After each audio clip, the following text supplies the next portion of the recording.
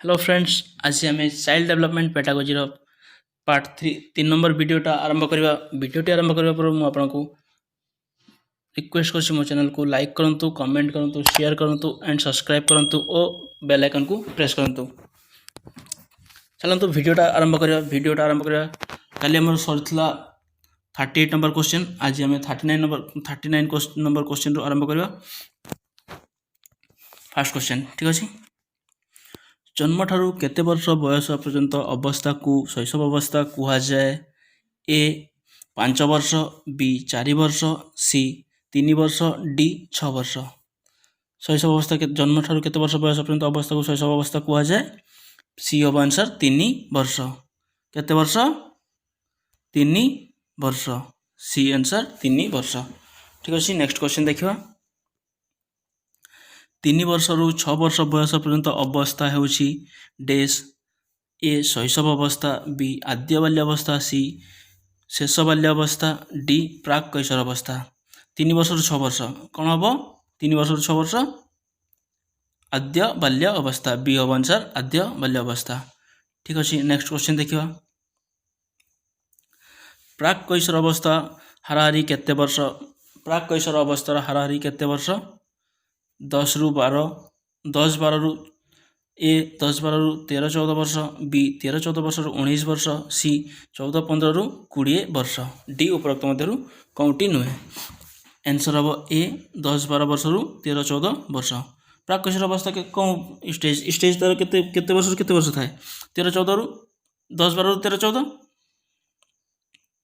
ये हम आंसर 10 12 रु 13 14 ठीक अच्छे।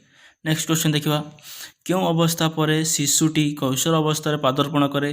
क्यों अवस्था पर शिशुटी कैशोर अवस्था पादार्पण करे? कौन अवस्था पर?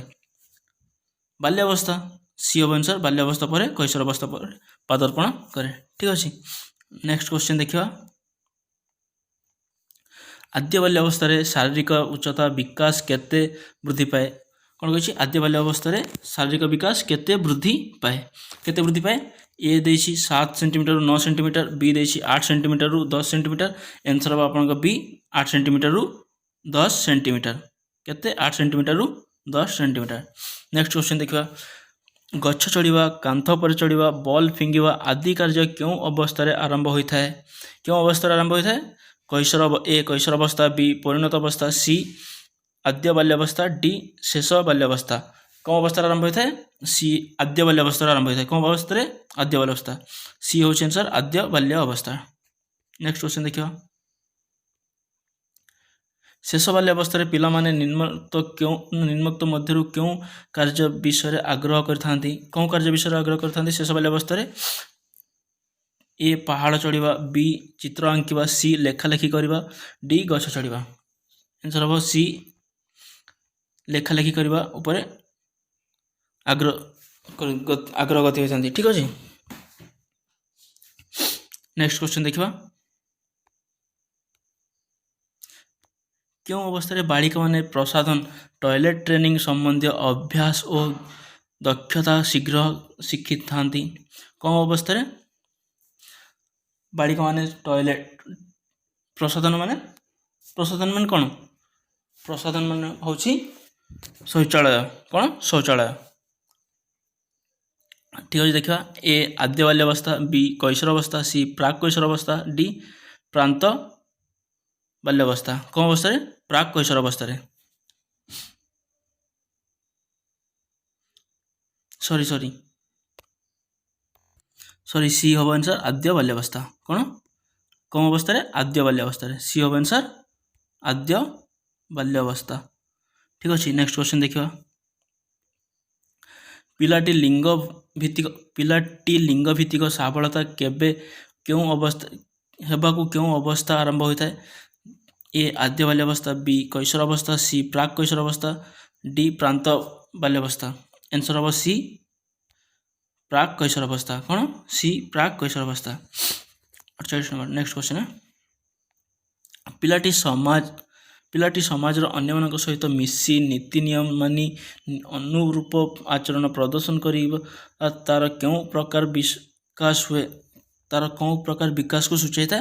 ए मानसिक विकास, बी शारीरिक विकास, सी सामाजिक विकास, डी आवेगिक विकास। आंसर कौन हम? सी सामाजिक विकास। ठीक अच्छे।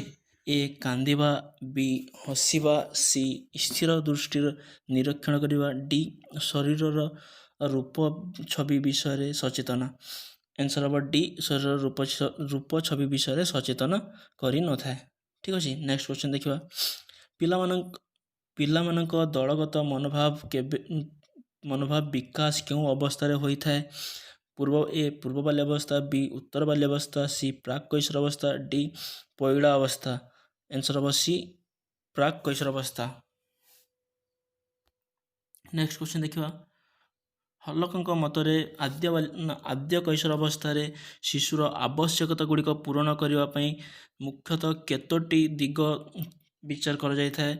ଏ 2ଟି ଦିଗ, ବି 3ଟି ଦିଗ, ସି 4ଟା ଦିଗ, डी 5टा दिग। बी हम आंसर 3टा दिग। नेक्स्ट क्वेश्चन देखा। शिशुर जैन संबंधी चेतना विकास क्यों अवस्था होता है? शिशुर जैन संबंध विकास चेतना क्यों अवस्था होता है? ए कैशोर अवस्था, बी आद्य बाल्यावस्था, सी शैशव बाल्यावस्था, डी पैड़ा अवस्था। ए हम आंसर कैशोर अवस्था। Next question. प्राक कैशोर अवस्था विद्यार्थीर सामाजिक विकास एक मुख्य लक्ष्य होची स्वाधीन भाव जीवन यापन करने चेष्टा, बी परस्पर मध्य कहल, डी निस्वार्थ स्नेह, डी उपरोक्त मध्य कौन सी नुहे। आंसर हम ए स्वाधीन भाव जीवन यापन करने चेष्टा। नेक्स्ट क्वेश्चन देखा। निम्नलिखित मध्य क्योंटी प्रतीकर आवेग एक उदाहरण अटे? ए भय, बी ईर्षा, सी क्रोध, डी अनुराग। आंसर हम डी अनुराग। ठीक अच्छे। नेक्स्ट क्वेश्चन देखा। निम्नलिखित क्यों क्रियारू व्यक्तिर आवेग सूचना मिली न थाए? क्यों क्रियारू व्यक्तिर आवेग सूचना मिली न थाए? ए शारीरिक क्रिया, बी मुखर प्रकाश, बी मुखर प्रकाश भंगी, सी चालीचलनगत क्रिया, डी वाचनिक प्रकाश। आंसर हम सी कौन क्रियारू आवेग सूचना मिली न थाए?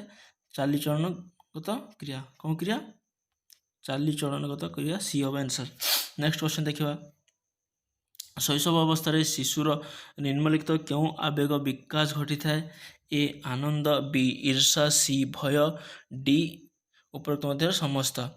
कौनटा निम्नलिखित मध्य शैशव अवस्था शिशुर क्यों भय? सी हम आंसर भय। ठीक है। नेक्स्ट क्वेश्चन देखा। निम्नलिखित मध्य कौनटी प्रतीकर आवेग उदाहरण अटे? प्रतीकर आवेग उदाहरण कौनटा अटे? ए आनंद, बी अनुराग, सी स्नेह, डी ईर्षा। आंसर हम डी ईर्षा। कौन? ईर्षा। हाँ। नेक्स्ट क्वेश्चन देखा।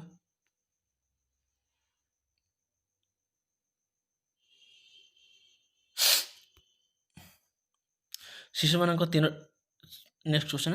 शिशु मान तीनोटी मूल आवेग यथा भय, स्नेह और क्रोध विकास क्यों अवस्था घटी थाए?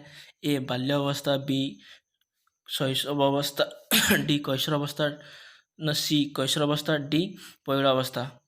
आंसर हम बी शैशव अवस्था। कौन अवस्था? शैशव अवस्था। बी हम आंसर शैशव अवस्था। Next question.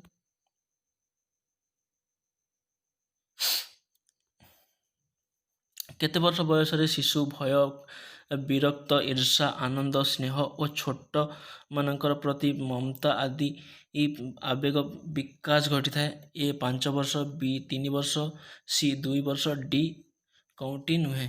आंसर हम सी 2 वर्ष। A next question. क्यों अवस्था शिशुर आवेग अधिक तीव्र होता है? क्यों अवस्था शिशुर आवेग अधिक तीव्र होता है? ए शैशव अवस्था, बी कैशोर अवस्था, सी पैड़ा अवस्था, डी आद्य बाल्य अवस्था। कौन अवस्था? डी आद्य बाल्य अवस्था। कौन अवस्था? आद्य बाल्य अवस्था। Next question. ପିଲାମାନେ ନିଜ ଆବେଗର ବାହ୍ୟ ପ୍ରକାଶକୁ କେଉଁ ଅବସ୍ଥାରେ ନିୟନ୍ତ୍ରଣ କରି ଶିଖିବାକୁ ଆଗ୍ରହ ହୋଇଥାନ୍ତି? କେଉଁ ଅବସ୍ଥାରେ ଶିଖିବାକୁ ଆଗ୍ରହ ହୋଇଥାନ୍ତି? ଏ କୈଶୋର ଅବସ୍ଥା, ବି ଆଦ୍ୟ ବାଲ୍ୟାବସ୍ଥା, ସି ପ୍ରାନ୍ତ ବାଲ୍ୟାବସ୍ଥା, ଡି ଶୈଶବ ଅବସ୍ଥା। କେଉଁ ଅବସ୍ଥାରେ? ସି ପ୍ରାନ୍ତ ବାଲ୍ୟାବସ୍ଥାରେ। କେଉଁ ଅବସ୍ଥାରେ? ପ୍ରାନ୍ତ ବାଲ୍ୟାବସ୍ଥାରେ। ନେକ୍ସଟ କ୍ୱେଶ୍ଚନ ଦେଖିବା। ଶିଶୁଟି ଅନ୍ୟ ପିଲାମାନଙ୍କୁ କାମୁଡ଼ି ଦେବା ଚିମୁଡ଼ି ଦେବା ତାର କେଉଁ ପ୍ରକାର ଆବେଗକୁ ସୂଚାଇଥାଏ? କେଉଁ ପ୍ରକାର ଆବେଗକୁ ସୂଚାଇଥାଏ? ଈର୍ଷା। ଶିଶୁ ମଧ୍ୟରେ ଈର୍ଷା ଥିଲେ ସେ ଅନ୍ୟମାନଙ୍କୁ କାମୁଡ଼ି ଦିଏ, ଚିମୁଡ଼ି ଦିଏ। କେଉଁ ପ୍ରକାର ଆବେଗ ସେଟା? ଈର୍ଷା। ସି ହେଉଛି ଆନ୍ସର ତାର, ଈର୍ଷା। ଠିକ ଅଛି, ନେକ୍ସଟ କ୍ୱେଶ୍ଚନ ଦେଖିବା। ନିମ୍ନଲିଖିତ ମଧ୍ୟରୁ କେଉଁଟି ଶିଶୁର କ୍ରୋଧାନ୍ୱିତ ହେବାର କାରଣ ଅଟେ? ଶିଶୁଟି କ୍ରୋଧ ହେବାର କାରଣ କେଉଁଟା ଅଟେ? ଦେଖିବା। ଏ ଦୈନନ୍ଦିନ ଜୀବନରେ ପିତାମାତାଙ୍କ ଅଯଥା ହସ୍ତକ୍ଷେପ, ବି ଶିଶୁଟିର ଇଚ୍ଛା ଅନୁସାରେ କାର୍ଯ୍ୟ କରିବାକୁ କୁହାଗଲେ, ସି ସ୍ୱାଧୀନ ଭାବରେ ବୁଲିବାକୁ ଦେଲେ, ଡି ସ୍ୱାଧୀନ ଭାବରେ କହିବାକୁ ଦେଲେ। ଆନ୍ସର ମାନେ କ୍ରୋଧ ହେବାର କାରଣ କେଉଁଟା ଅଟେ? କ୍ରୋଧ ହେବାର କାରଣ କ'ଣ ଅଟେ? ଦୈନନ୍ଦିନ ଜୀବନରେ ପିତାମାତାଙ୍କ ଅଯଥା ହସ୍ତକ୍ଷେପ। ଏ ହେବ ଆନ୍ସର, ଅଯଥା ହସ୍ତକ୍ଷେପ, ପିତାମାତାଙ୍କ ଅଯଥା ହସ୍ତକ୍ଷେପ। ନେକ୍ସଟ କ୍ୱେଶ୍ଚନ ଦେଖିବା। ଶିଶୁର କ୍ରୋଧ ଶାନ୍ତ କରିବା ଉପାୟ। ଶିଶୁର କ୍ରୋଧକୁ ଶାନ୍ତ କରିବାର ଉପାୟ କ'ଣ ଅଟେ? ତାକୁ ମାଡ଼ ଓ ଗାଡ଼ି ଦେବା, ବି ତାର କାର୍ଯ୍ୟରେ ହସ୍ତକ୍ଷେପ କରିବା, ସି କ୍ରୋଧ ବିଷୟରେ ତା ସହିତ ଆଲୋଚନା କରି ବୁଝେଇବା, ଡି କିଛି କହିବାକୁ ସୁଯୋଗ ନ ଦେବା। ଆନ୍ସର ହେବ ସି କ୍ରୋଧ ବିଷୟରେ ତାକୁ ବୁଝେଇବା। Next question. କେତେ ବର୍ଷ ବୟସ ମଧ୍ୟରେ ଶିଶୁଟି ଘର ଦ୍ୱାର ଉପରେ ଠକ୍ ଠକ୍ ଶବ୍ଦ ଏବଂ ପରୀକ୍ଷାକୁ ଭୟ କରିଥାଏ? କେତେ ବର୍ଷ ବୟସରେ? ଏ 4ରୁ 7 ବର୍ଷ, ବି 5ରୁ 8 ବର୍ଷ, ସି 6ରୁ 13 ବର୍ଷ, ଡି 7ରୁ 14 ବର୍ଷ। ଆନ୍ସର ହେବ ସି 6ରୁ 13 ବର୍ଷ ପର୍ଯ୍ୟନ୍ତ ଡରିଥାଏ। କେତେ ବର୍ଷ ପର୍ଯ୍ୟନ୍ତ? 6ରୁ 13 ବର୍ଷ ପର୍ଯ୍ୟନ୍ତ ଡରିଥାଏ। Next question. ଶିଶୁମାନଙ୍କ ମନରୁ ଭୟ ଦୂର କରିବା ପାଇଁ ନିମ୍ନଲିଖିତ କେଉଁ ଉପାୟଟି ପ୍ରଯୁଜ୍ୟ ନୁହେଁ? କେଉଁ ଉପାୟଟି ଭୟକୁ ଦୂର କରିବା ଲାଗି କେଉଁ ଉପାୟଟି ପ୍ରଯୁଜ୍ୟ ନୁହେଁ? ଏ ଅନୁକରଣ, ବି ପୂର୍ବ ସୂଚନା, ସି ଅଭୟ ପ୍ରଦାନ, ଡି ଭୂତପ୍ରେତ କଥା କହିବା। ଭୟ ଦୂର କରିବା ପାଇଁ ପ୍ରଯୁଜ୍ୟ ନୁହେଁ। କେଉଁଟା ଭୟ ଦୂର କରିବା ପାଇଁ ପ୍ରଯୁଜ୍ୟ ନୁହେଁ? ଡି ହେବ ଆନ୍ସର, ଭୂତପ୍ରେତ କଥା କହିଲେ ତାର ଭୟ ଦୂର ହେବ ନାହିଁ, ତାକୁ ଆହୁରି ଭୟ ଲାଗିବ। ଠିକ୍ ଅଛି, thank you for watching my video.